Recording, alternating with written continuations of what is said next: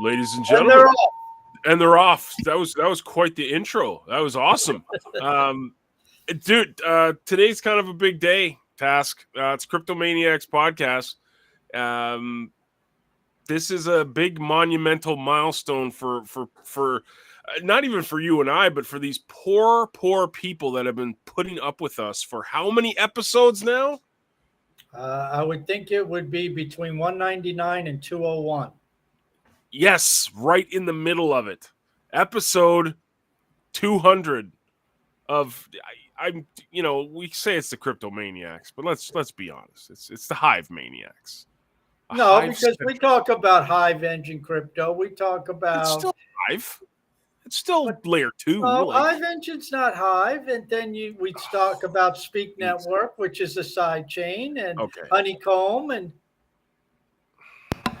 there's no sugarcoating it, Task. It's a Hive-centric show, which is something I really love. It's just I actually don't miss one of your shows whenever I have time when you're live.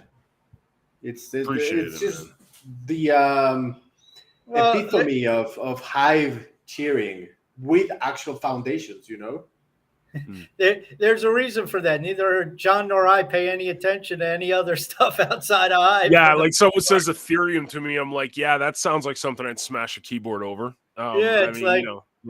If Cal wasn't like putting up all these polls and talking about the price of crypto crashing this afternoon, I wouldn't have even known. See, I didn't even know until you just said it. Actually, someone said it in the CTP Discord.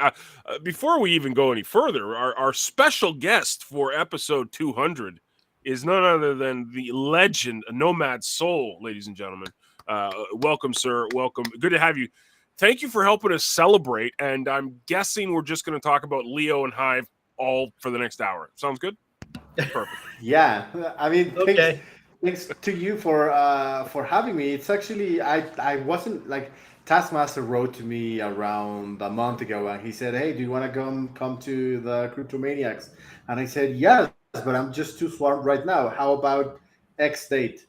And I didn't even know it was the 200. So this was just like... Dude, I was counting it down. I was like, wait a minute. This was 2 weeks ago. I was like, what? Like, Eric's going to be number 200. And Task is like counting, yeah. So it worked out, man. It was good. But then again, let's be brutally honest. Task and I don't even know what we're talking about most of the time because it just ends up being Leo or Hive or something I'm doing. It's never anything, we don't have a plan. Like we have a schedule. Task always like sends me people that we're gonna have on the show, but it's not like, oh, we should talk about the SEC and what they're doing with, I guess whatever. So, anyways, yeah. Yeah. So it happens to you as well. Like for me, it's just unscripted all the time. Like wherever I go, the best conversations just go out when you're swinging it, right? Because if you have like something planned to say and like, unless it's an AMA or something like that, where you have some sort of information, like important information to give out, I think it's always better to just swing it. It's how the best conversations go. The best conversations go unplanned. Absolutely, man. Yeah, I love the format for the show, and it just lets people be people, and there's no real pressure and stuff, Other than Task puts a lot of pressure on me. But that's you're handling all the technology. You don't get it right. We can't bullshit our way through it. I'm saying if I'm the tech genius here in this show, we are doomed for failure. But that's what's so good about Hive is that you don't need to be a technical genius to actually. You don't need a PhD in computer science like you do with MetaMask and all those god awful platforms. And anyways, we won't get into that. Let's get into it, man. I mean, obviously there's two elephants in the room here, especially with you being on the show. First is Threads. Next is the Crew 3 stuff that you've been doing. Maybe dive into this as you're the lead there for the marketing team at Leo, and just how first of all your reaction to Threads, because it seems to be this smash hit. I know some of the purists are negative Nancy about it, but What's your reaction so far of Threads and how it's been going? It's very funny because Threads was launched in August. I think it was launched around the 8th or 9th of August. And over the next 5 months since it was launched, I didn't even see it as an MVP or as a disruption um, catalyst. To me, it was pretty impressive how good threads have been performing over the past almost a month, because I didn't see it happening. Threads wouldn't be what it is right now if the new user interface wasn't a thing. And I do know that Cal the Leo Finance development team spent around 8 to 9 months developing this. And Threads wouldn't be what it is right now without the user interface. But that being said, I don't think that Threads would be what it is without the community. It's just the community received Threads as if it was some sort of holy grail or something that they were expecting for a long time. The truth is, we weren't expecting people to just jump into Threads and just say, "Dude, this is what I've been expecting. Let's just full force go into it." We have 6 ambassadors. We have like 15 Threads squires, and there's like 300 right now 300 users. But back then, when the UI was launched, there were like 100 people who actually loved Threads. All of the new ones are just like hyped because of that small core community members who just decided to love Threads and then to hype Threads and then spread the word. It's being an amazing phenomena because it wasn't expected. I think I just said that like 3 times, but it was like that. Well, I don't know. Maybe I'm the delusional one, but I mean, I've been posting how you and congratulations on setting a goal, putting a number out there, putting the numbers out there. I've been yelling at Cal for 2 years about that, and so I'm glad that somebody's putting out. And the goal happens to be the MAUs, and we had a very good month in February. You said of over 1,000. And I always felt the 5,000 by the end of the year was just ridiculously low. I think the potential of Threads, and quite frankly, I think the one update, which will be the next update according to the last main article that Cal wrote regarding it, is going to be the filtering. We get filtering on Threads. I think it's game on, and I think 25,000 by year end, because now you are dealing with something, at least in an MVP form, that's on par with Twitter, because you have the basic feature set. Doesn't have everything, but it has the basic feature set of Twitter, and I think then the outreach can be rather huge. Yeah, one of the so in order to actually do the crew 3 things and all of that, one of the main things that we focused on was to set goals, as you say, but also to set timelines, because in crypto, 1 month can appear to be like 6 months in the normal world. It feels like Threads has only been out for 3 weeks, and it already feels like it's been out for a long time. And that's the thing. If we don't set timelines and we don't set, it's not timelines, deadlines, and we stick to them, it's very easy for users to lose hype.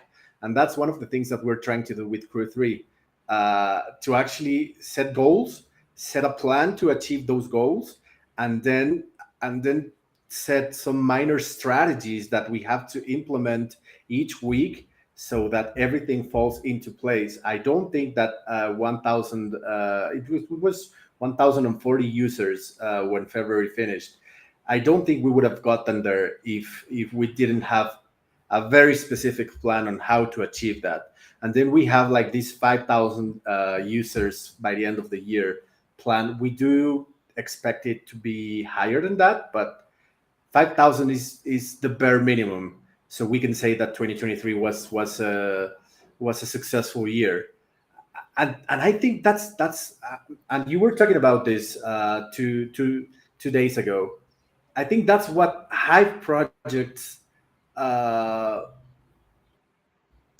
I don't want to say fail, but Hive projects lack a little bit of a business approach into projects because they might have the greatest idea ever.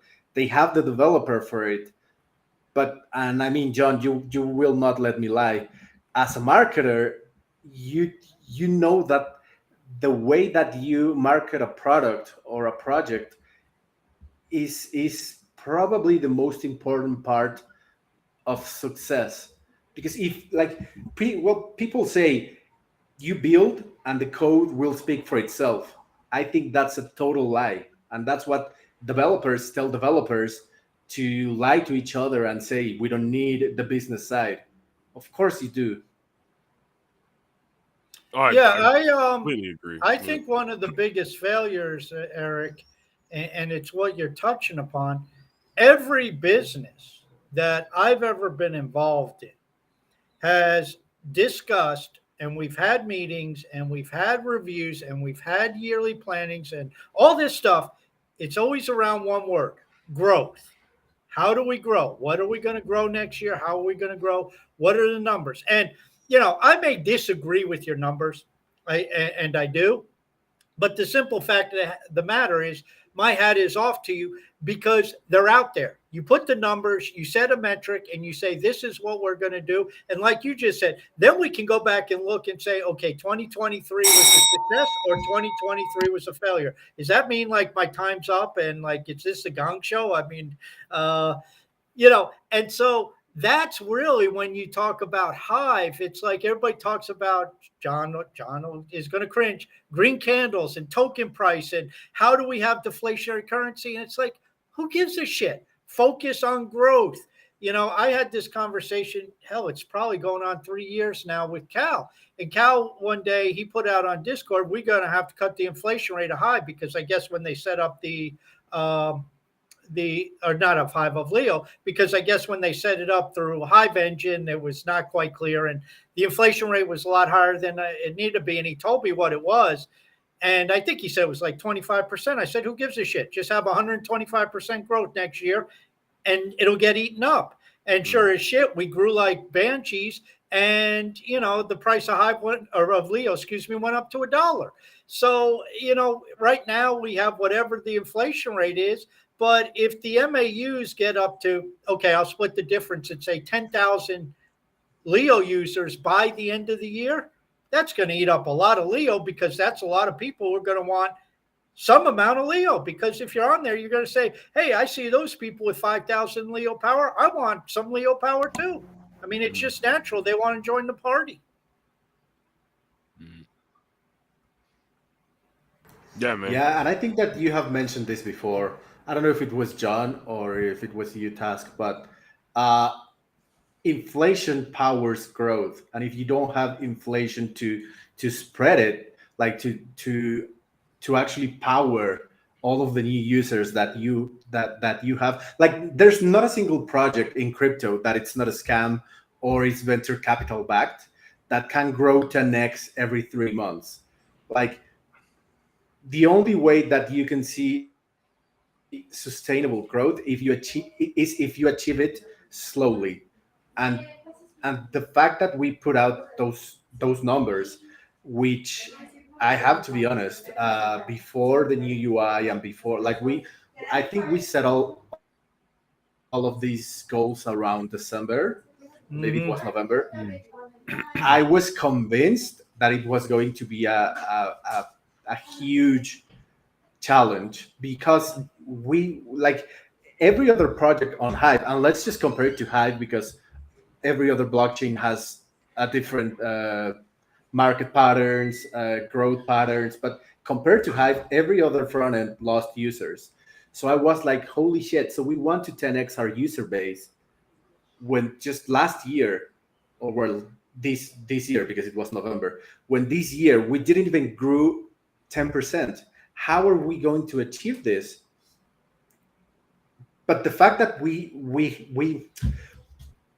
set up the goal and then we put it out, and then we kind of put our asses on the line, because what if we end up the year with 2,000 users? Like, what if we don't even grow?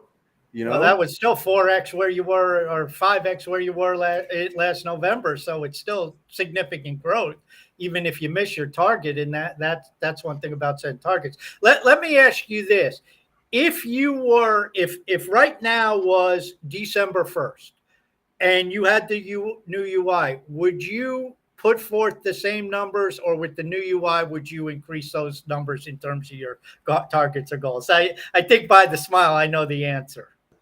well, I mean, it's funny because if I knew what I know right now, and I don't want to burn Carl, and I hope that he listens to this so he knows that I'm praising but burning him.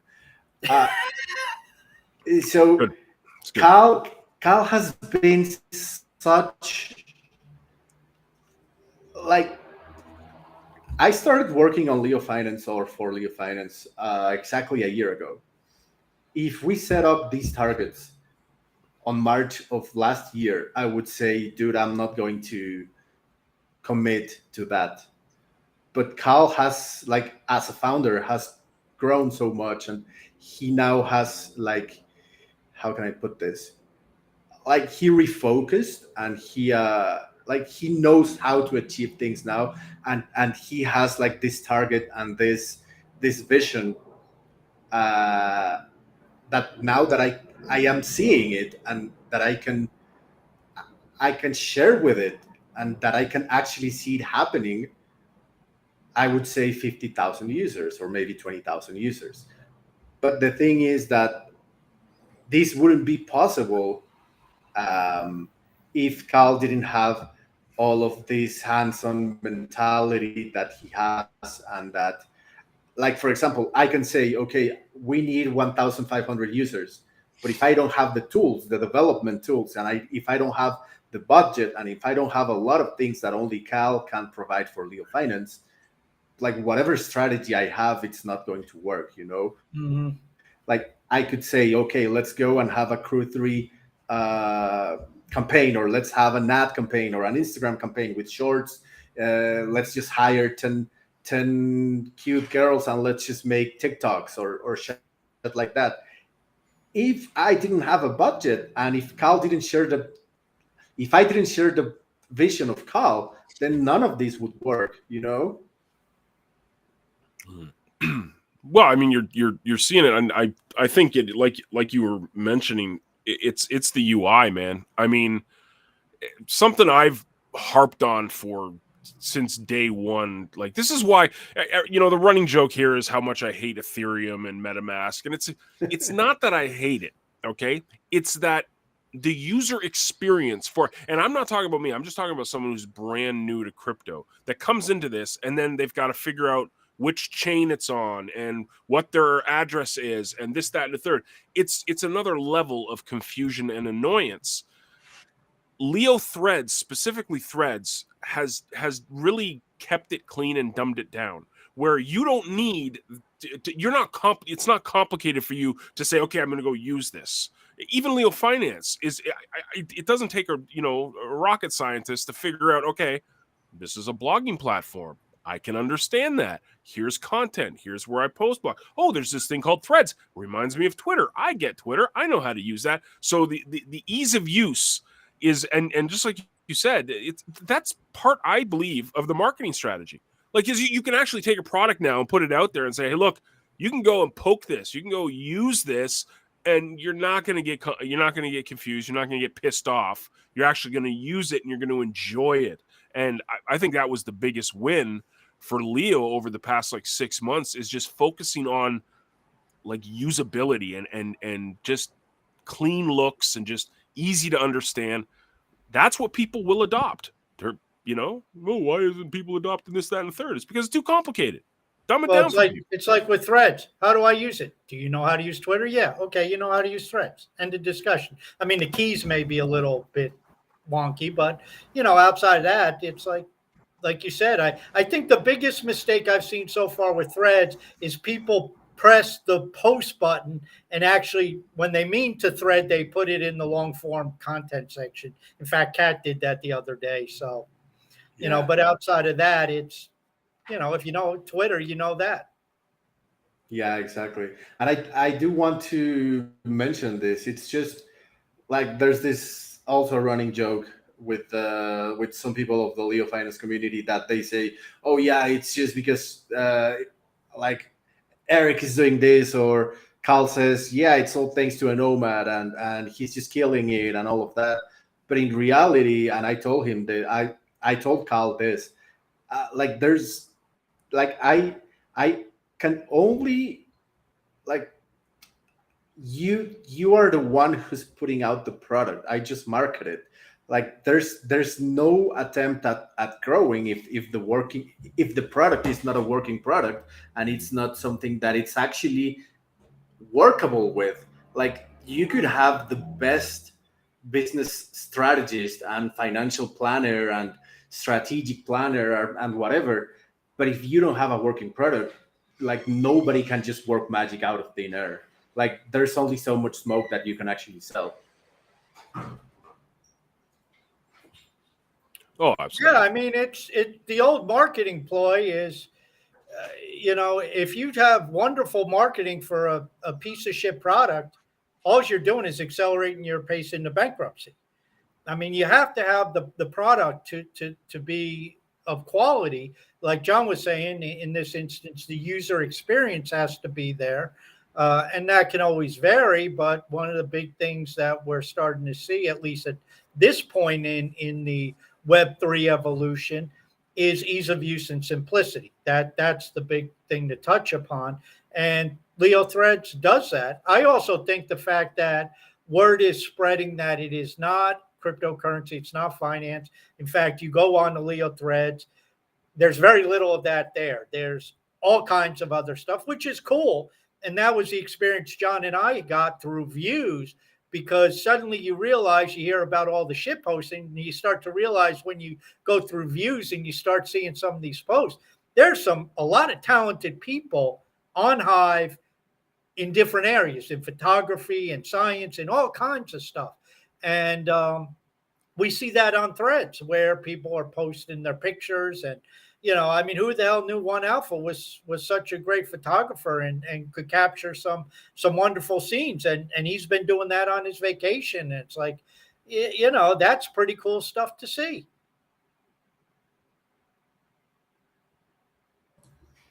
Yeah, and I don't know. It's just oh, I just lost my train of thought. Um, oh yeah, John. You were mentioning something about the ease of use. Um, so we have this $10,000 prize pool for the next Crew 3 campaign, and we had it planned for March 15. We actually just pushed days because we are actually waiting for Twitter sign up. That means that any user from Twitter can come to Threads, log in with their Twitter account, and they don't have to deal with keys. I think that's one of the biggest milestones for, I'm going to say any Hive project, but I mean, I don't want to piss off anyone, but it's probably the biggest milestone because you just dumped it down to a point that people are used to with any other company or any other tech website. So right now you go to virtually any other website on Web2 and you can log in with your Gmail account or your Facebook account or your Twitter account, even Instagram. And then you don't have to worry about having another password. You don't have to worry about, oh, how can I recover my account? Oh, I just log in with Twitter and that's it.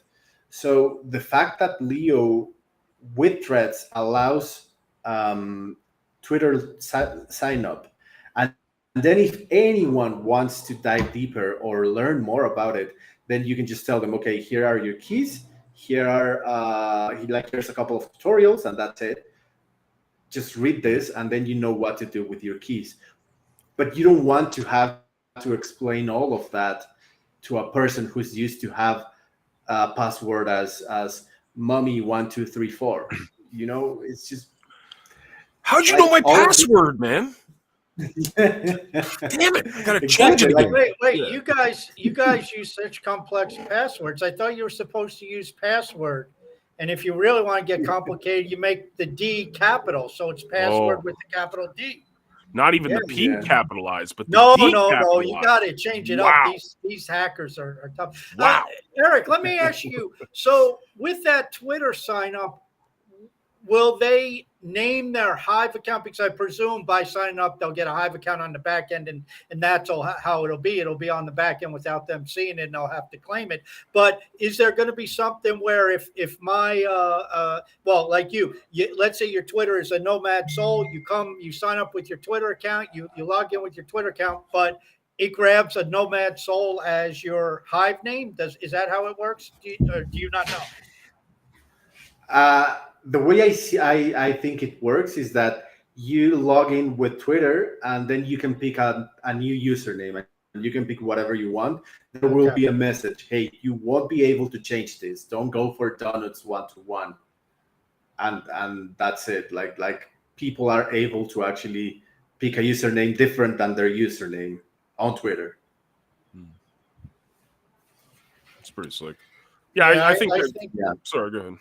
Well, I was just going to say, I think that's huge because obviously you're dealing with a like for like, and you take Twitter, you take Threads, you kind of match them up. As I said, get that filtering so you have most of the basic feature set and functionality of Twitter, and you're good to go. Because John, you're a long time tweetster. Once we get that filtering, is there anything?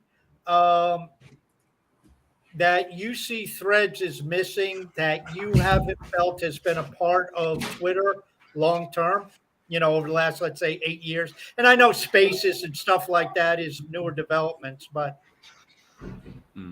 He said he just had his baby was crying, so he said give him 30 seconds. So I totally understand, man. I mean, you gotta take care of the kids. Task, if my kid's crying, she's 27, almost 28 years old, Well, you never know. I mean, she might need something at 27, 28. You still need stuff. You know what they need? They need money. That's what they always seem to That's need. usually what. Yeah, it's like when I hear from my kid. It's like it's never like, "Hey, Dad, how you doing?" It's like, "Hey, Dad."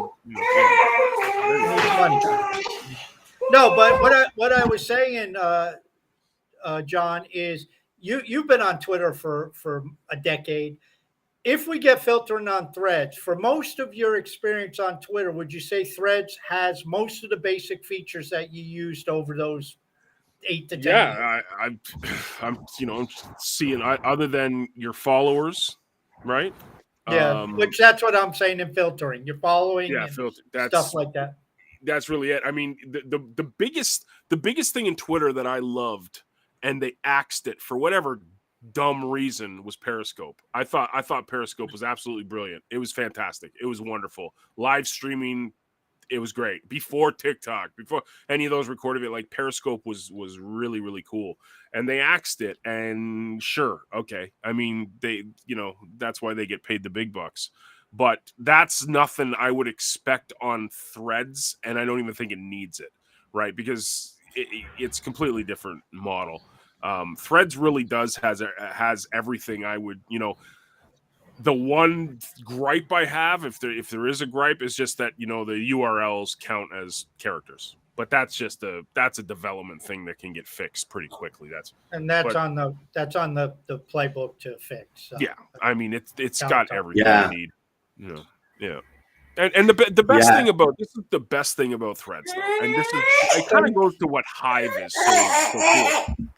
I don't need to worry about building my followers up on Threads. I already got 3,000 of them. I focus on Hive, and the side benefit of that is that I can start pumping out content on Threads, and there's people that will engage with me because they've been engaging with me now. So But it's such a win. Eric has spent a lot of time on Threads, and him and I have gone back and forth, and there's a lot of people that we encounter on Threads that I didn't see on the blockchain. I don't know about you, Eric, but it's like all of a sudden it's like they're there every single day, and it's like even if they were on Lido Finance, I may not have seen them because maybe the time when I'm going through the recent posts, they're in a different time zone, or they're over 12 hours behind, so I don't see their stuff. But all of a sudden you start to see them on Threads, and it's like it opens up a whole new level, a world of engagement with different people from different backgrounds.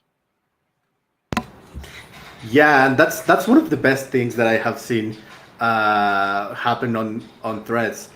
The the fact that we started with at one point, and I have a lot of data on this because I used to work in financial and strategic planning for a big company in Mexico for a number of years, and I used to work with daily data that used to give me some intel on what's going on and what do I need to change to make whatever I have planned to actually happen. So I was running some data on Threads, and there was a point, our lowest point, that we had around 60 unique users threading every day.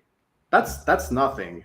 And then I just kept poking and seeing ways that we could increase that, and that's how we just came up with the strategy of delegating Leo power to communities and telling them, hey, we want thread users, you want community members, we want you to encourage your community members to come to Threads, but at the same time reward them so they go back to your own community and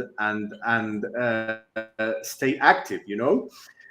So anyway, we went through that, and then right now we are around 300 daily unique users. That's all fun and great, but the fact that you can now go to Threads and see people threading in Portuguese, in Spanish, or threading about food or maybe photography or whatever, it's amazing because now you're not only dealing with the 500 monthly active users and the 60 users, the 60 daily thread users that you used to have. So the the best way for us to achieve organic adoption is so that whenever anyone from Twitter sees a thread, like a thread image, and say, "What's this? This looks great," and they go to Threads, the very same user base makes them stay. Like, we won't need uh, someone from the team to welcome them, or we won't need a squire or an ambassador to show them how things work. It's just going to be the same community, and people who are interested in the same topics these people are threading about, they will welcome them and they will tell them what works, what doesn't work. They will vote on these threads, and it's just as you say, Task. The fact that you can go on Threads now and see, I don't know, 100 threads per hour and see so many different topics is what is going to help us achieve mass adoption. The fact that you can go there and see 20 different topics from 100 different people and every hour is different, it's just going to be, I'm very excited. I'm very excited. I've got to stir the pot, guys. I got to do it. It wouldn't be a fun show without doing a little bit of pot stirring. What do you say? Not anyone specific, because I really don't pay attention to it. But what would you say to the purists on the blockchain that say, "Oh, this is junk content. This is crap. It's not Pulitzer Prize winning author material, and it should all be downvoted to oblivion"? What do you say to that? For threats? Well, it's actually pretty funny because when I was reaching out to our first batch of 20 communities to bring to Threads and give them in total 500,000 Leo power in delegations and like trying to pick probably the best communities in terms of user base and activity. I reached out to a few of them that said, "Oh no, I'm not going to bring my own community that I have harvested and nurtured for so long, and made like I have made an effort to show them that long content is the key for success. I'm not going to help you build threads, and I'm not going to help you populate threads because it just goes against everything I believe in." My answer to that, and it's going to be the same to you, I'm so glad that Hive is so big, and I'm so glad that Hive has so many users that I don't have to depend on your community or on your participation on threads. I do wish you the best. I think that you're making a mistake because short content style is the future. We are already seeing that with how TikTok works. We are already seeing that with how people have an attention span of 3 seconds, and if you don't catch them in 3 seconds, they just swipe up. So because now it's no longer swipe right, like on Instagram, it's swipe up, just like the casino. And then if they don't like that TikTok or that, I think it's called talks, if they don't like that talk or that YouTube short, they'll just go like that. And that's actually something that we have not benchmarked. What's the word? We have brainstormed, Carl and I. How can we make, like, not threads, because threads works like Twitter, but how could we improve the browsing, the content browsing on long form content, so that we can emulate all of this swiping that is going on in newer platforms, in popular platforms such as YouTube Shorts, TikTok. You mentioned Periscope, you mentioned Snapchat. Like, all of these apps have one thing in common: they know how to attract a user, but they also know how to make them stay. And the fact is that long form content won't make people stay. People don't want to read for 10 minutes, think for 3 minutes about their reply, and then type for 5 minutes what they want to tell the author. They just want easy to digest content. So, and I didn't reply all of that to the people who said no for threads, but I'm elaborating. Yeah, it's just like, okay, if you don't want to be part of threads, that's fine. I do believe that what you stand for will eventually die. And those who use there's always going to be long form content on Hive and on Leo Finance. There's an audience for that. But if you want to reach mass adoption, you must not depend on long form content. If you want to stand, if you want to die on the long form hill, that's fine. I do believe that you're making a mistake, but you are entitled to your mistake, and you're entitled to stand for what you believe in. I just think you're wrong. Well, I think, Eric, I think your point of view is backed up by the numbers. You look at the users of Medium, you look at the users of Substack, right, then compare that to the users of Twitter, of Facebook, of Instagram, and most recently, like you said, TikTok, which TikTok, from what I understand, I don't use TikTok, but TikTok is just like a bunch of 60 or 90-second videos. That's about it. So I think the numbers back up what you say. I mean, John and I kind of laugh, but let's be honest. The market of the internet that's going to sit there and write 1,000-word essay versus the people who want to take a picture of their big toe and put it up there and say, oh, look at the shit he's oozing out of my toe, is about 10,000 to 1 in favor of the toe. And right. But what you're saying, I think the biggest thing, and I remember this being, it's not the creators, it's the consumers. The consumers won't be there to sit there and, just like Eric said, read the 5 to 10 minute post, think about how they're going to reply for 20 minutes. That's not there. That's what's so attractive to the swipe up, swipe right, swipe left stuff. I'm not going to say it's brainless. Now, what's quality? That's a whole other freaking topic there. But I mean, It's people consume that ad nauseum. They just can't get enough of it because it's 5 seconds, 10 seconds, whopping 1 minute of their life, like extended, right? Yeah. And then there's the option, if they want to see the longer form, they can, but it's bite-sized content. Sorry, go ahead, Tess. Sorry. Well, and just to answer your question, John, what you threw at Eric, I mean, you probably know my answer. It's just numbers. It's like, okay, Eric, you're talking to this group or that group, and they just want to stand on this and say, I spent all these years contouring these people like they own them, first off, which is a joke. But secondly, it's like, okay, fine. But if all of a sudden we get to the point where there's 150,000 threads a day, which is not that outrageous when you think about it. Twitter has 500 million tweets a day. So you get 150,000 threads a day, it's game over, because there are so many people who will be threading. It's like, who's going to care about the long form content? There will be the few who read that. But like John said, the consumption is task. Throw up 200 character post on threads, and maybe you do a threadcast and you do 1,000 characters to get your idea across, and that's it. I mean, a thread storm, excuse me, and that's it. That's what people consume. Yeah, and that's one of the best examples that I have heard. Like, people will always find a need for long form content.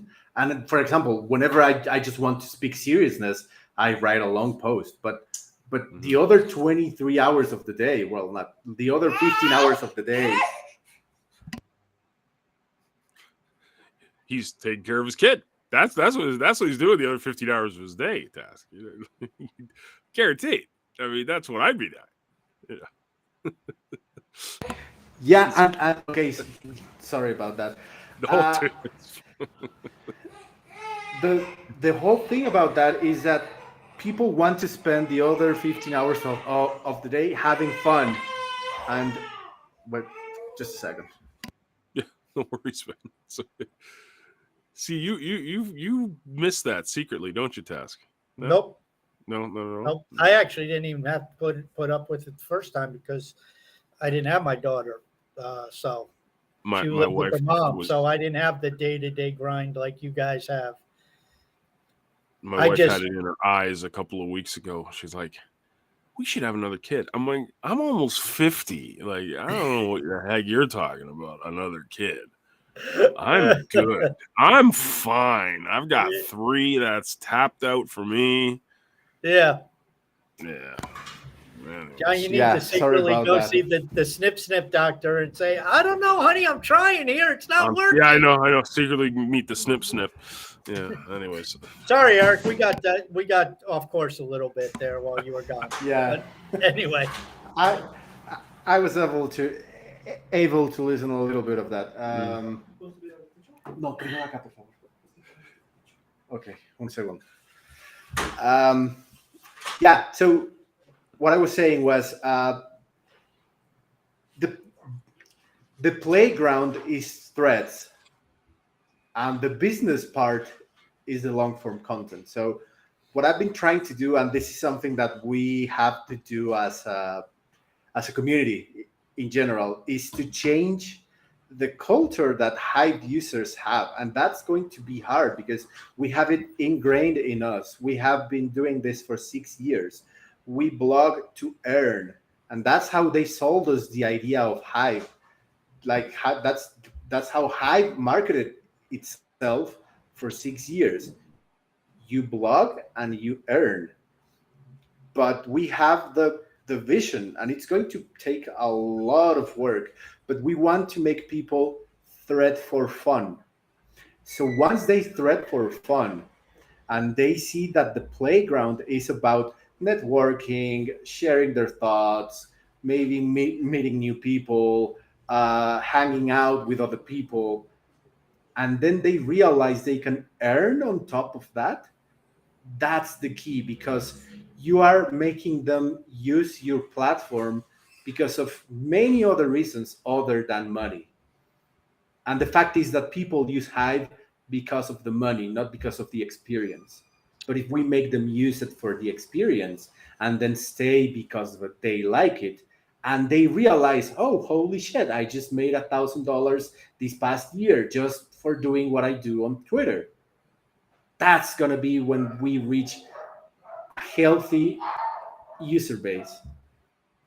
Yeah, and then that becomes $10,000 because the price of Hive goes or Leo goes from 10 cents to $1 and just really skyrockets. We had Eric, we had Elmer Lynn on a few weeks back, and before that we had the D-Buzz guys, and it's the same conversation over and over and over again. It's like John was saying, what is quality?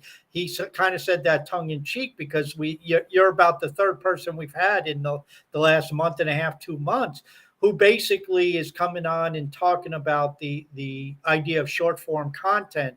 And so I think you said something very impressive. You say we have a lot of work, and I presume you mean, we, the Leo finance team, the Leo community, people who are dealing with threats.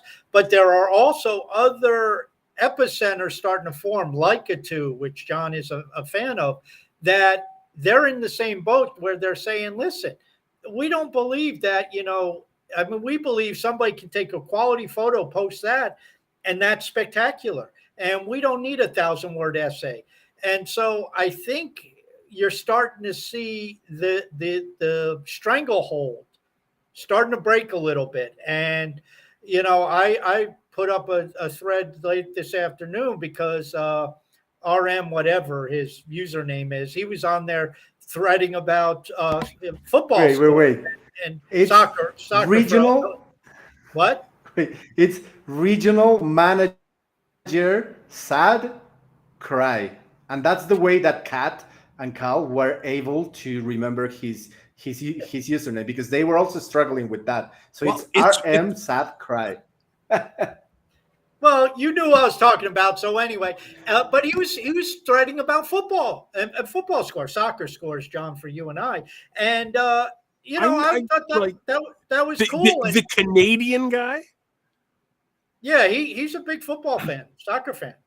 Yeah. Yeah, I'm not saying Canadians aren't soccer fans. It's just they were threading about it, and it's like great. And Jimmy Adamas and I are big Met fans, and we're going to do a Threadcast opening day and some of the games where we'll set up a Threadcast, and we'll just go back and forth talking about the game on Threads, just like they do in other areas. And it's like, can you imagine if we did that for like the Super Bowl, or we're able to do that for the World Cup or the WBC or anything like that? I mean, the use cases for Threads is enormous.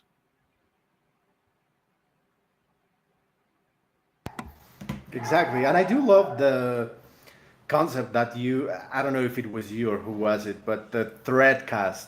So people can just bookmark a thread and they can just go to that thread and just have a conversation below, and even the hosts can just upload whatever they are talking about. So for example, if we start speaking about flat earth, and I just start explaining a theory, and then I just put the image on the Threadcast, everyone can see it.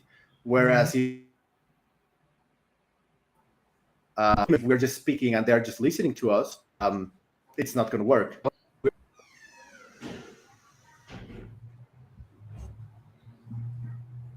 I think he's frozen. Did it freeze? Nope. Hey, hi. Hey. Can you Yeah, listen we to hear me? you now. Yeah, no, it's good. Good. Okay, sorry about that. Yeah. No worries, man. Well, yeah, I mean, it's just that Threadcasts and the power that it can give a live stream. For sure. know. I'm doing and it if right we now. found, Sorry, go ahead. no, it's just that you mentioned like to and all of those other dApps that for me they sound like the next generation of dApps on Hive, the ones that have a different vision than the ones we had back in 2019, for example. None of those are up still, Right. Yeah. Well, it's a new breed of entrepreneur, let's say, that's coming to Hive. I mean, Cal's always had it, Leo's always really had it, but seeing, especially when we had the talk with Elmer a couple weeks ago, like he's putting his money where his mouth is. But the reason he's doing this, and this is what I think why Hive attracts this type of entrepreneur, he sees it as a way to spread it out. That's when he was talking, he's like, let's spread it out. Let's spread this token out. I want people using it. I want to spread the token out. I want to do everything I can to get Hive out there to more and more people. Same thing with Leo and what you guys are doing with the kind of the incubation of the communities and stuff. It's like getting Leo out there. We want to see more people with the Leo token. We're doing stuff with CTP, with CTPX. We're trying to get the token out to more and more people. And that's, I always give credit to, they call me Dan, for saying this months ago. He's like, every token starts centralized. Is what you do after that makes it decentralized. And that's what we have here at Hive, for sure. Yeah, I think, and Eric, I'd like to get your opinion on this, because I've said it for years. And yes, things have changed enormously since John and I joined 5 years ago. I don't know how long you've been on the blockchain, but we had a situation where in 2017, there were two things you focused on: Steem and SBD. And SBD at times was worth 50 cents, and SBD at times was worth like $8. So how stable a stable coin that was, that was out the window. But that's all you could focus on. And then Hive Engine, or Steam Engine at the time, came around and introduced us to layer 2 tokenization. And here we sit in 2023, and with the exception of a brief spurt with Leo, where Leo spiked in price, I don't think we've gotten to the point yet where any layer 2 token is desired truly by the masses, where people say, I want Leo.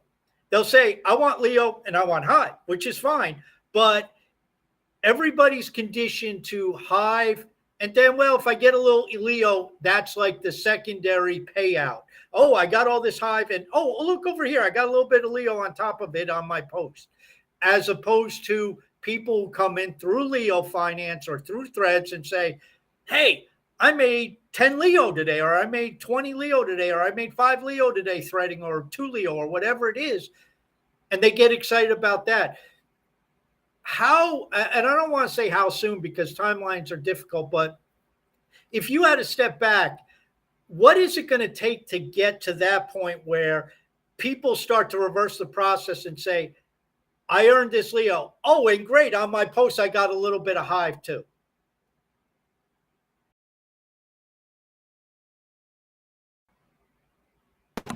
I think that the main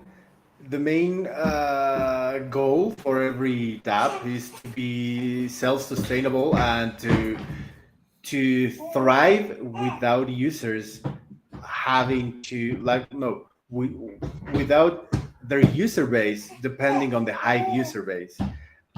So when we manage as Leo or as Like2 or as 3Speak to make our user base be more loyal to Leo or 3Speak than to Hive, in terms of I care more about Leo, I don't care about Hive, and the moment that our users, as you say, Task, the moment that our users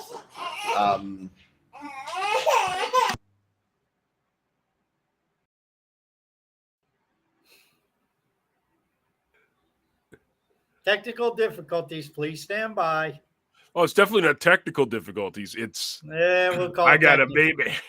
I got a baby. Yeah, dude, it's like that's the type of stuff that I actually love. I think that's what makes these type of shows so personable and just like it's real life, man. We're it's not suits and ties sitting here talking about projects. We're people with passion and you know what? Dang it, baby's crying. We're picking up the baby. Because that's what you do, and I love it, man. But again, Yeah. I'm three Yeah. deep into this, so yeah. Yeah, and that's one of the best things of building on Hive, and like being part of a community that is sort of, I don't want to say anti-corporate, but Mhm. I much rather work on Web3 projects than having a 9 to 5. Yeah. And I'm sure that a lot of people prefer a 9 to 5 and the security it brings and all of that. But I mean, that's just how some people prefer to roll. Mhm. But yeah, what I was saying, the moment that any app manages to make their user base not care about Hive, and maybe manage to make their user base not even know that we are built on Hive, because they don't care about, like, for example, nobody knows or nobody cares if Instagram is built on top of React or Vue or Python or whatever. Like, people don't care about this shit, you know. So why would people care if a dApp is built on top of a blockchain and there's a huge Hive community and blah blah blah, if they just care about posting pictures of their dog on like to, you know? Oh, dude, I mean, that's Tass says this all the time. Like, no one watches Netflix because it's on Amazon Web Service. They watch Netflix because there's really cool movies that they want to watch. That's it. And it's like I always said, it's like everyone has TVs in the house. I don't care how a television works. All I know is when I press a button, magical little pixies come on screen and dance for me. That's it. That's all I care about. That's what I want. And you're bang on, man. I completely agree with that. That is what's going to take more users coming on board, is when, just like you said, you don't even know you're on Hive. You're using this because you actually want to use it, not because, oh, it's a blockchain and this, that, and the third. Yeah, absolutely. Absolutely. Well, and that ties into what we're talking about here with the marketing. I mean, John and I have said for the 2 years and the 200 shows that we've had, people talk about marketing Hive and we just shake our head. And, I was in sales and marketing for almost 30 years. John's been in it for, at least a couple decades, if not more. And we both came to the same conclusion. You don't market Hive, you market the dApps, and the dApps have to market themselves. And people didn't join Splinterlands to join Hive. They joined Splinterlands because they like the game. And Splinterlands was able to target their type of customer, which is going to be a different customer than Leo Finance, which is going to be a different customer than CTP, which certainly is a different customer than long-form content consumers.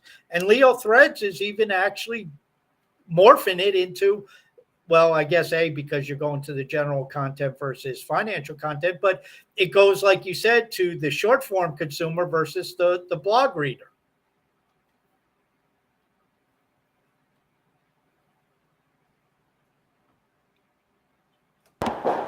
I really thought that nobody saw that because I don't want to dox my baby yet, but yeah, and that's just what Carl, and I'm quoting Carl because um, he really what's the word,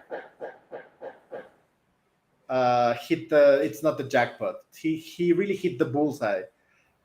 Hive as a blockchain has to worry about managing dApps and making the ecosystem good enough for dApps to build on top of the blockchain.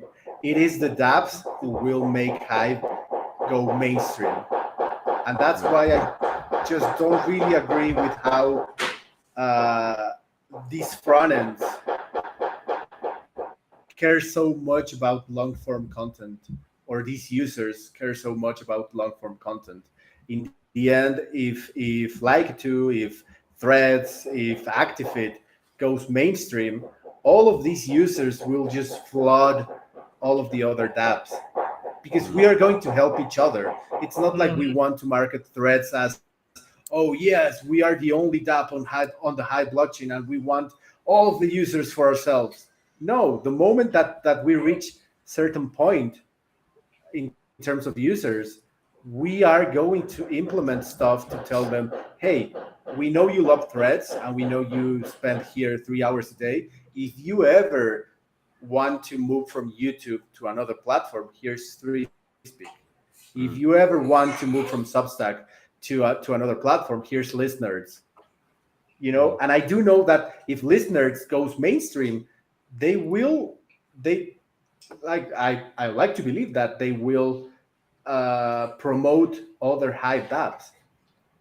Well, I think Sure. it's inherent in this stuff because you look through threads, you cannot help if you go through threads at any point in time, you will come across Peak D posts, you'll come across Leo Finance posts, you'll come across CTP Talk posts, you'll come across Three Speak videos.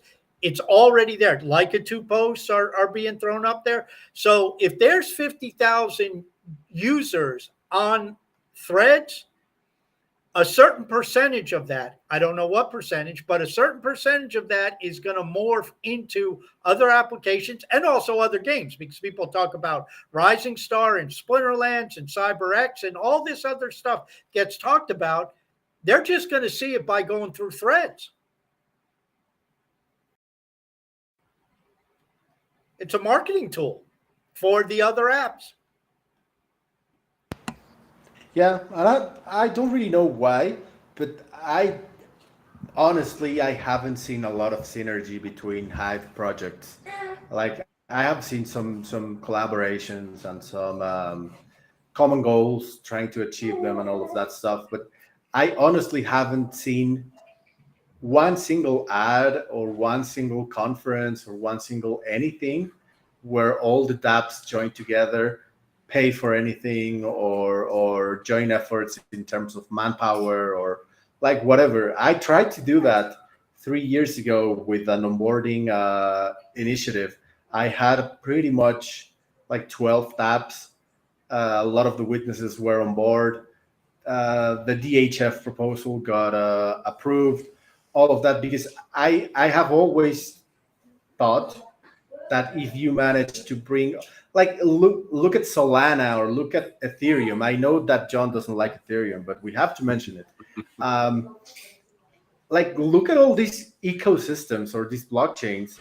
All of the projects work together. They are not competing against each other for the same users because that's what we're doing right now. Ecency fights with PICD, with Leo Finance. Like we all fight together for the same users. Mm. Whereas if we just joined efforts and we just tried to get 50,000 new users for the whole community, we would all get a chunk of that. We would all get some users from that. Mm. But that's, Well, and I also mean, my answer to that, Eric, is if you're all going to be competitive and go your own way, fine. Ecency, go bring in 5,000 users. Peak D, go market and bring in 5,000 users yourself. STEM Geeks, go market, bring in 5,000 users. Leo Finance, go market, bring in 5,000 users. No, nobody, and you know, a lot of people have a lot of things to say about them, but that is what it is. One thing you got to give Splinterlands credit, they went out and got the damn users themselves. They went out and marketed their game, found their target audience, knew where to hit them up, and they got people to sign up for accounts. Okay, it's a lot of bots, a lot of that stuff, but they did bring in a lot of users over the last bull market. And, you know, hey, Rising Star, CyberX, they're going to have to go find their own users and target them. And so will Mm. these other front ends, and so will these other dApps. Or they're just going to be left trying to fight over the crumbs and hold on to something where it's like, well, we got 5,000 people, and how many people are coming to my dApp? Well, not that many. Mm. Yeah, for sure. And like you said, it if is a hot take, and you get 50,000 users by the end of this year, Eric, on Threads, a portion of them are going to end up on every other dApp. Every other dApp will see an yeah, increase because it's just random numerical stats. yeah, exactly. And we actually want that. And that's the thing. And I know that what I said a few minutes ago, it was a hot take and it might stir the pot. But the fact that we like, and I say we, not because Leo Finance has that mentality, but because it's a dApp, and I'm just speaking broadly about dApps. The fact that we feel like we are competing against each other for the same teeny tiny meager user base it's just it just goes all over my head. I can't understand why. Like for example, you have listeners, you have views, you have CTP. If one of those projects goes off and then achieves a lot of success, like all of your other projects will succeed at maybe a different radio, but it will. Mm. And I mean, I don't want to keep talking about this, but it just goes over my head. Why? Like for example, I just saw a few days ago, a front end is developing threads instead of just, I don't know, maybe focusing on their own thing. They like, why do we feel like we need to compete for the same users with the same product, with the same approach, instead of providing different alternatives for the users so that we are a more robust ecosystem? I don't know, man. It's just goes over my head. But going over the Crew 3 thing, I don't know if you want to hear about that. Sure. Oh, for sure. Mm. So the way that we found out about Crew 3 is that you know about Arbitrum. I know you don't, John, because It's not on Hive. yeah, it's not on I'm Hive. in my bubble, man. Mm. I've heard of them. Well, I I can't tell used you to be, anything yes. about them, but I've heard of Arbitron. Yeah. So Arbitrum is well, just like Optimism is a new blockchain. It's the new thing on the street. Like everyone likes it. There's a lot of projects there that are 10xing, 100xing, and all that stuff. But uh, the the blockchain itself didn't have a lot of marketing budget, and they achieved like 25,000 users just by doing some sort of exclusive launch where you had to get informed and you had to get involved with the blockchain before even being able to buy the token. So they did all of this marketing strategy where they hyped up themselves, not with paid tweets, not with paid promotions, not with collaborations where they spent money. No, they just got a lot of people to spread the word about this new blockchain and about this new way of working for different projects, like to build the foundations for different projects.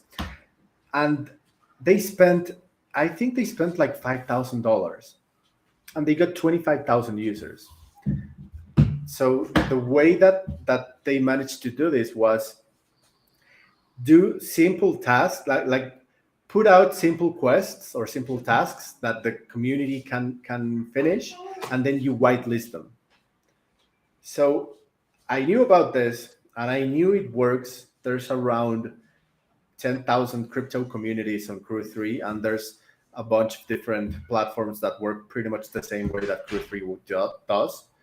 Um, it was, how can I translate this to Hive in terms of, we don't depend on Twitter, we don't depend on Instagram. We just want users to come to Hive and learn about Hive in a fun way, in a way that they get that instant gratification that newer generations need.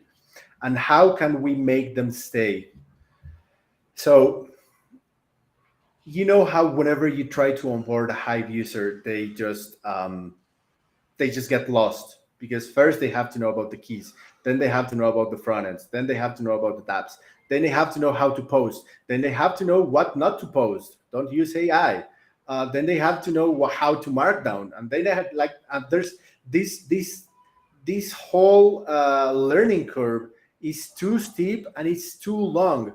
People lose interest on Hive the moment they hear, oh, I know, I like it's not only that I need to write content, I have to comment, and I have to reply, and I have to vote, and I have to be active on Discord, and then I have to be active on the AMAs or the shows, and then I have like there's so much to do on Hive to actually succeed, that those who come here in 2020, 2021, 2022, like maybe 1% of them stay. I have no idea of the retention data on Hive, but I imagine it's less than 5%.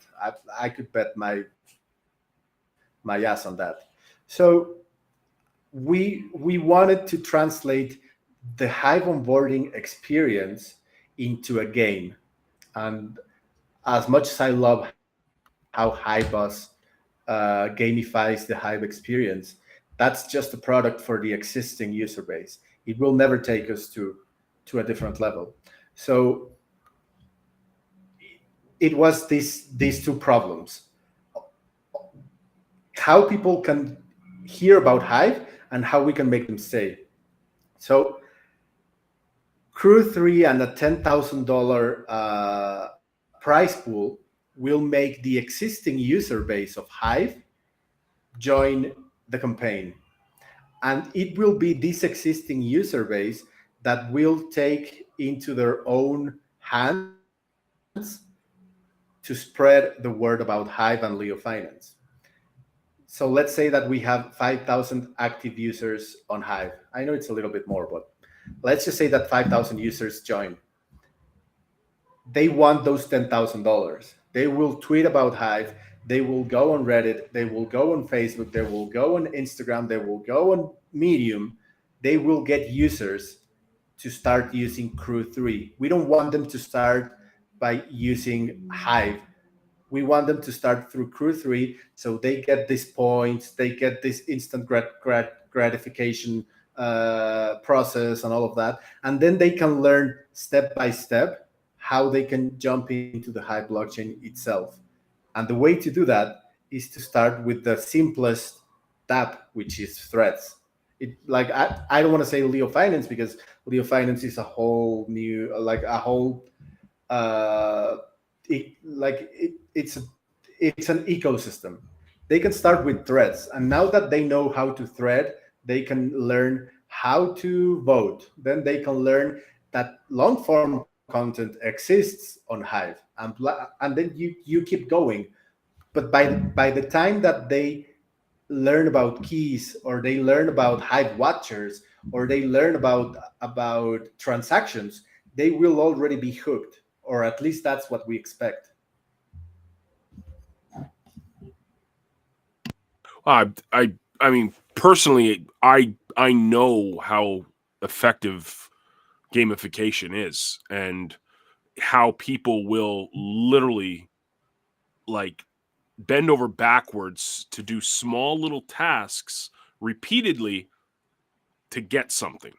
And it all comes back again to me, just like we were talking about earlier, ease of use. And like you said, Threads is easy to use. So you put that in, just like you're doing. You put that into an environment that's easy to use, that people can. They don't need a PhD in computer science to figure it out. Now you're gonna see growth, because people get it. They want to be rewarded, but they don't want to feel like they got to go to a college to get a degree to figure this stuff out. Simple. And I think one other point to what you were saying, John, and this harkens back to what we talked about early in the show, is numbers, is quantification, is people. I mean, if you put a simple thing out there, and you know, we made this mention to Cal, just throw the number of threads, lifetime number of threads up there. Then all of a sudden you see it getting close to, I don't know, pick a number, 1.5 million. Hey, whoever is the one, we got 100 Leo for whoever does the 1.5 millionth thread. I mean, it's going to be pot luck, but stuff like that gets people excited. Then you talk about, and John and I have talked about this in the past, leaderboards. I mean, people go crazy. I see you did that with the Crew 3 stuff, and people are going crazy. It's like, oh my God, I'm number 3. I'm only 10 away from being number 1. And it's like they go crazy over it. And at the end of the day, it means nothing, but it's the gamification. It's what people will do. It means something to them, and yes, that's the key. Okay, John, you're right. The In the broad intrinsic scheme of value, Yeah. like that's the thing. It's like right now in CTPX, we got all these little levels that people can reach. The question in Discord is, what does leveling up do? I'm like, nothing right now, but I guarantee you're still going to want to level up. And what are people doing? They're leveling up because it's, anyways, they want to. Yeah. I'm not forcing John, anything. like why? 3's not. Yeah. Why do people play Candy Crush 6 hours every day? It's just like they're not gonna get anything from it, but like people like that dopamine, that adrenaline rush, that gratification. It's just like, and I keep saying I keep saying instant gratification because it's what newer generations like they need their fix every day.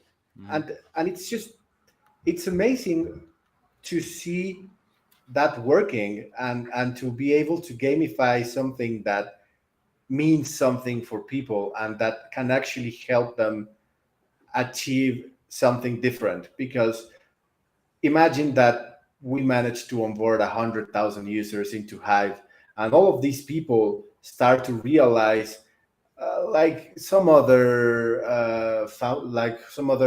concepts that cryptocurrency stands for. And then you no longer have just the hodler person who wants to get rich. You also have the Hive user who has financial knowledge, who knows what the system is all about, who knows how the banks work, who knows how companies trick you into buying stuff and all of this. And then you can actually start a generational change and a mindset change. Well, I'll give you a little example here, guys, and John, you'll appreciate this, and you'll probably smile at it. Since I'm on this show, I just went to CTPX, and they set up a little row of icons there, ranking where people are, and I guess the new thing kicks off at 7 my time, the new day, and I'm not on there. So guess what I'm going to be doing after this show? I'm going to be pressing the damn button to get my icon back on there because I'm not on there. Thank you. Do I get anything out of it? No. Would I be pressing the button anyway? Yes. But you know what? I'm pissed off that I'm not on there, so I'm going to do it. Now, it would even... You do get something, though. And John, I will tell you what. If I could put my cursor over it and see where the number one person is compared to where I am, and if there was numbers associated with it and say, oh shit, I'm 300 behind, I better get going. I know. Dude, this is stuff we were doing in CTP 15 years ago. Okay, don't worry. We know what we're doing. I'm not putting the numbers there yet for a reason, and I'm not telling people what those level ups are for yet for a reason. There's reasons for everything we do. We take our time. CTP, man. We're always around. We're like the redheaded stepchild of Hive communities, man. I mean, we're always here though. We're a thorn in people's side. We're always building and showing up. Can't get rid of us. Anyways, that's my speech on that. I mean, Blaine's going to kill me because, and I don't even know if this is possible yet, but we've been looking, and Blaine and I have been back and forth over the past week going, how can we integrate threads, Leo threads, into what we're doing? How can we do that? And I don't think there's like APIs or anything yet that Cal's got, but the ideas we have to literally put threads into some of our businesses, it's pretty cool. It's pretty cool to think. But anyways, yeah. Well, and I think that's an important point. It goes back to what Eric was just speaking about. It's even if there's not a cohesiveness in terms of the different projects, but if the projects see that Leo Finance does something and they start talking amongst themselves and say, how do we incorporate threads into what we're doing? We don't need to build it. It's already there. Why are we going to waste our time? We're not. How can we incorporate views into what we're doing with Leo Finance? We don't need to build this content discovery. CTP already did. How do we incorporate it in? That's where you start to get the exponentiality, even if you're not I mean, yes, you may need some cooperation because Blaine needs to talk to Cal or to the developer, say, hey, how do I do this? Let me know what I need to do. But outside of the technical stuff, that's what projects should be looking at doing. Yeah, and it's actually like personally, I don't know if I've said this before, John, but I do admire a lot of what you do because, like, if I ever get to a level of marketing guru kind of knowledge, I hope that I'm at your level. But in general, yeah, Don't man, wait on like my you level, are. man. It's nothing Hey, but hey, pain and Eric, heartache. you have an man. open invitation to come back. You don't have to engage in ass kissing to get invited Yeah, back. I'm saying, dude, if you get to my level, it's pain and heartache and fighting with PayPal and fighting with Ethereum. That's my life now. Anyways, And yeah. fighting with Yeah. Blaine. Yeah. Well, Blaine's you just got to tell Blaine you'll give him Mountain Dew and he's happy. So, yeah. He's good. Yeah, but also like one of the persons I admire the most in terms of like, again, if I ever get to be a business guy, like to have a business mindset, like one of the high persons I have ever met is Starkers. He knows theory, like he knows business theory better than anyone on Hive, I think. And the fact that he came to us and he said, "Hey, we built this specifically for threads, like for short threads. Here's the technology. Here it is. Do not build it yourselves. We have it. We spent time doing something similar, and we know that you guys could use this. Go ahead." And he's always speaking about how dApps can work together, and he's always like very open about how we have, let's just say, 100 developers across all the Hive apps. Why would we need 5 different people working in the same things? That's just stupid. That's just wasting resources, manpower, and money. So the fact that you want to integrate threads into views, I think it speaks more about how you see the business on Hive as a general blockchain and how we should all work together as projects to achieve mainstream adoption as a blockchain. Mm-hmm. It's just it's just amazing, man. And I do think that Cal will be up for it. Like I know, not right now because everyone's working on threads to actually have threads. But once it's a working product, I think it would be pretty easy to do. And I know that, for example, the crypto company CEO, they also want to do something similar where people can just play the game and say something in game, and that goes to threads. Mm. So things like that can help your project and the other project, and that's how Taskmaster says. Like that's exponential growth on every level. Yeah, and what I, if I could throw it out here, and Cal's been kind of tweeting about it. I've written about it for years. And this, you know, for those who are worried about the sanctity or how this all applies to Hive, Hive is an access token. You need Hive, you need it powered up, you need the resource credits to do any of this stuff. So, I mean, we for some reason we got on the number of 50,000, but that's fine. 50,000 users of threads. Think of how many threads that is. Then think of how many resource credits that's going to have to be each day just for threads, not for anything else, not for claiming accounts, which you're going to have to do, not for setting up accounts, which you're going to have to do, not for long form blogging, which people are going to do, not for custom JSONs, because now all of a sudden we got polls on threads, and every time you hit the damn button, your keychain pops up because every poll answer or every poll vote is a custom JSON. Well, we saw what happened with Splinterlands when their custom JSONs went through the roof. What happens if you have, I don't know, 10,000 polls a day or 5,000 polls a day on Leo threads, and 20, 25, 30 people per poll are voting, 100 people per poll are voting. All of a sudden you got hundreds of thousands of custom JSONs being tossed around. Well, each of those requires resource credit. So what the hell's going to happen to the demand for Hive? It's going to go up. Mhm. But then who has to buy Hive? The users or the dApps? Either Cal or the users, or one of them, or an Yeah, investor. There's going to be investors who say, you know what, exactly. I'll buy it So and I'll that's delegate it out. And, Cal, you give me Leo in response to delegating to your users, just like we do with yeah. HP.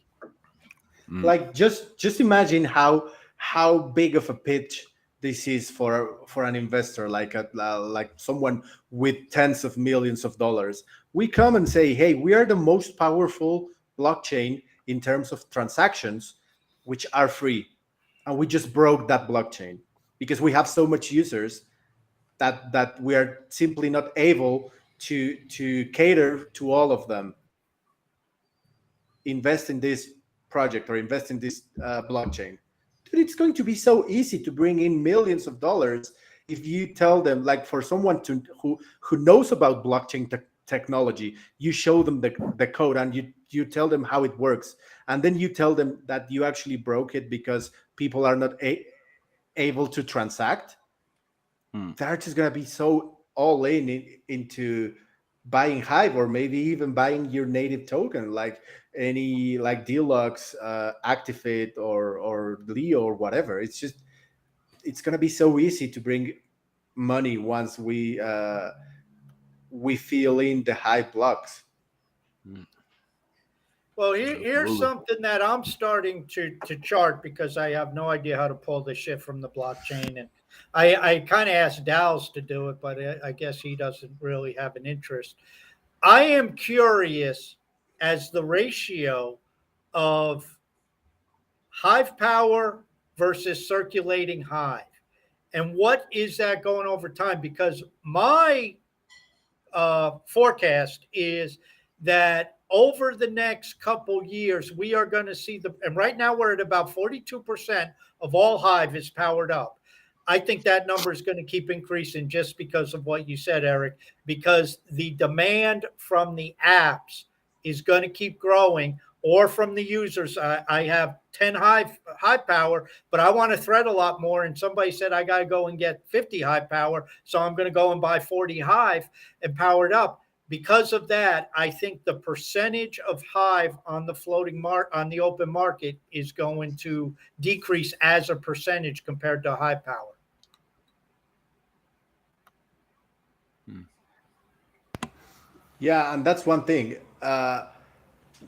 So let's just say, this is all hypothetical.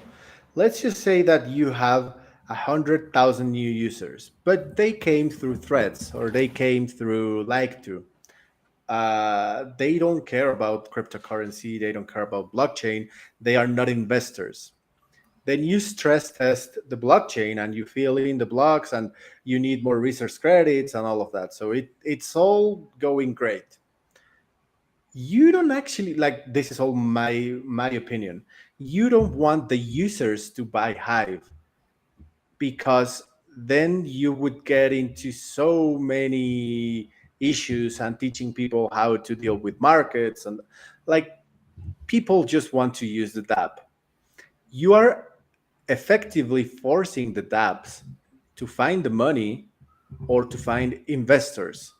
But in the end, everyone who owns Hive right now will get benefited from these late investors.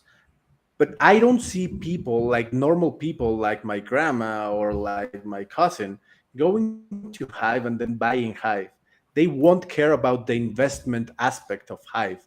They will care about the dApps, and that's it.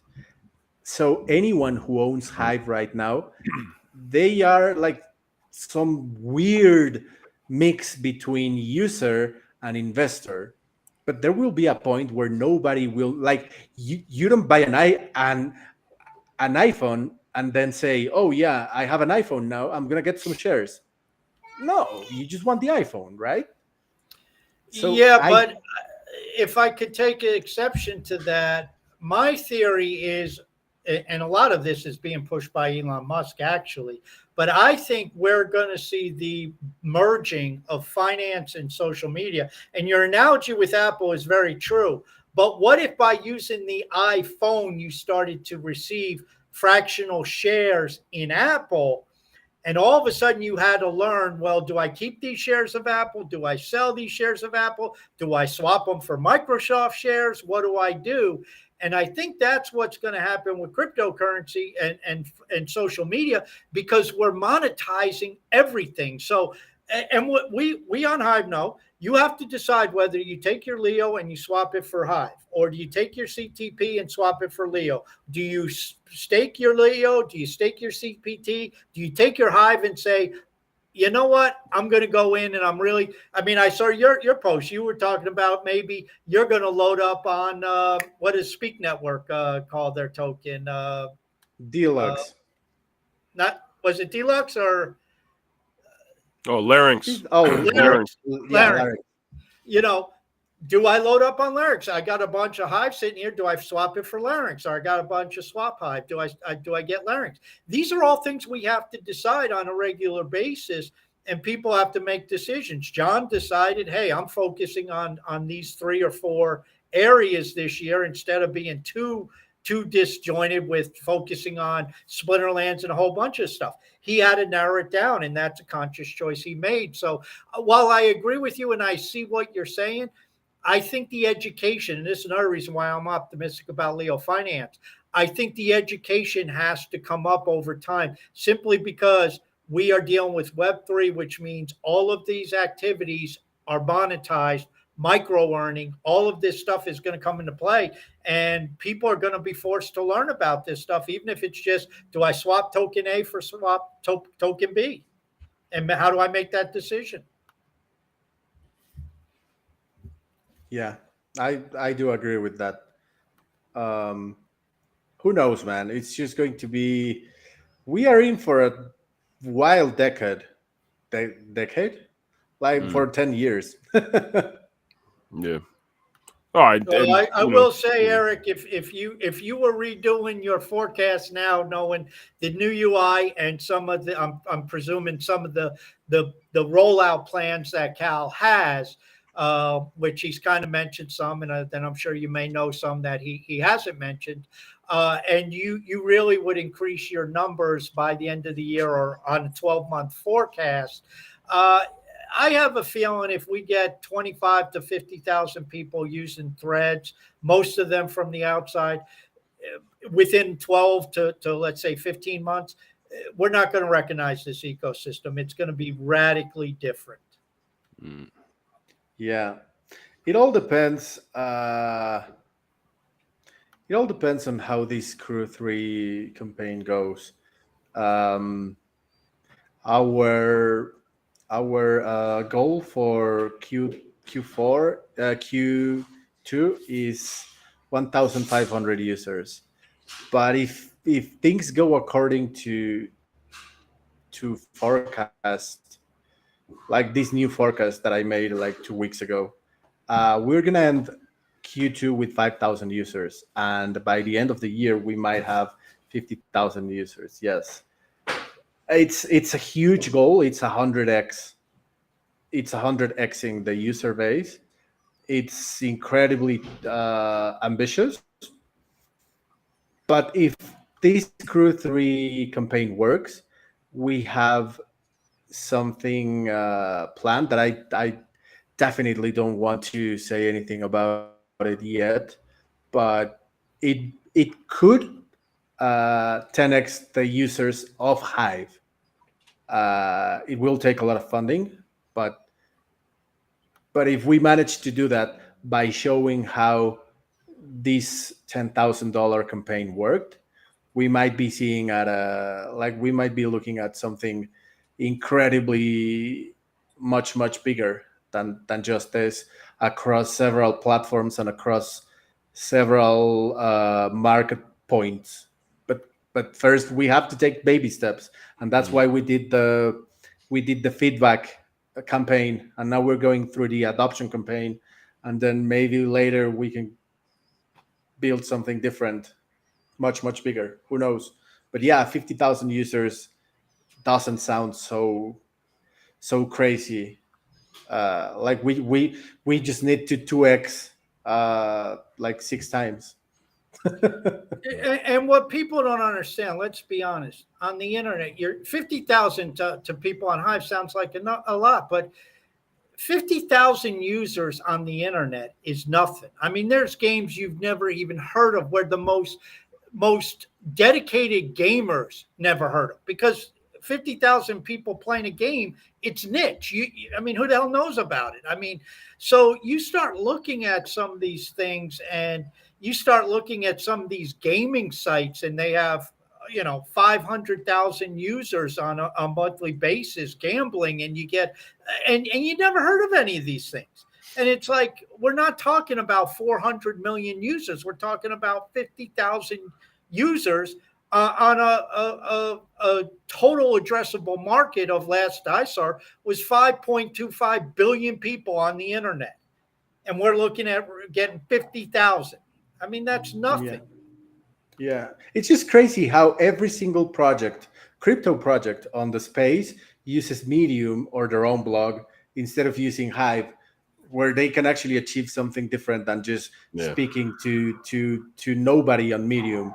Like, if we just manage, like we don't need normies. If we just manage to make every crypto project use Hive for their communications, we would be sitting at what, 500,000 users on Hive, maybe even more. I don't know.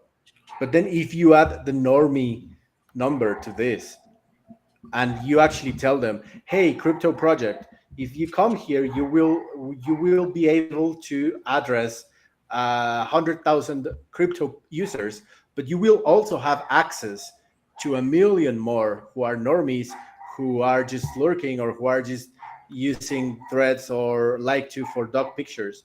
But you can actually reach to them without, let's just say, without having the police, the Twitter police, or the Facebook police telling you what to do.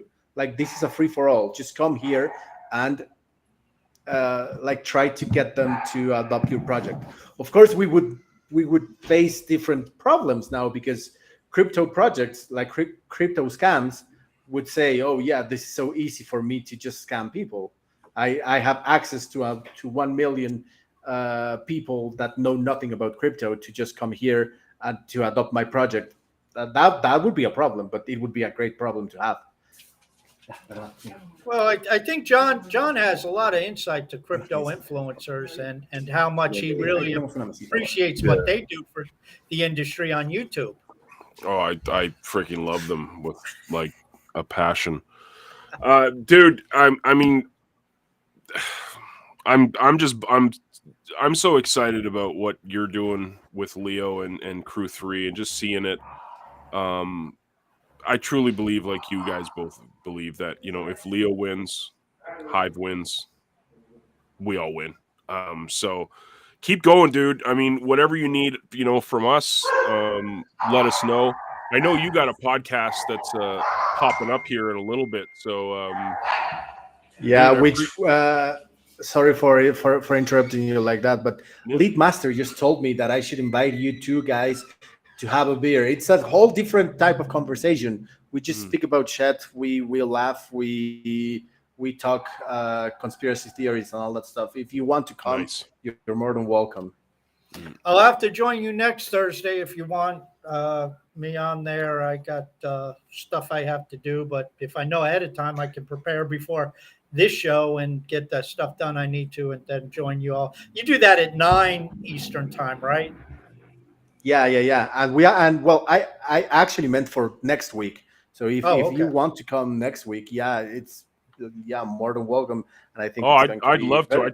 Because I'm done school. I'm done school on Sunday. I'm finished, nice. So I'm back to normal here. So does that mean our show is changing back, John, in terms of the time? It's, if you want to keep this time, we can. If you want to go earlier, we can. It's up to you. I think we did better with the 1 o'clock, don't you? It's fine with me. It was easier to get guests, to be honest with you. Yeah. Okay. Because we can't really get Europe right now. They're in the middle of the night. Yeah. Oh, Europe. Anyways, Yeah. Eric, And John- appreciate you, man. Thank you for everything you're doing for Leo and for Hive, and look forward to hearing updates, man, throughout the next couple of quarters here with what you're doing and what Leo's doing. So. Yeah. Thanks, guys. And I do want to stress, I only market what Cal gives me. It's like it's all Cal. I'm just yeah. I'm just a sell guy. Dude, same with me, man. I just dance on camera for Blaine, man. That's it. Blaine builds things, and I dance. Yeah, and Eliana deals with people. I think she plays referee between the two of you. A lot better than I do. Anyways, later, guys. Appreciate it. Eric, thank you. Appreciate it. Everybody, ciao.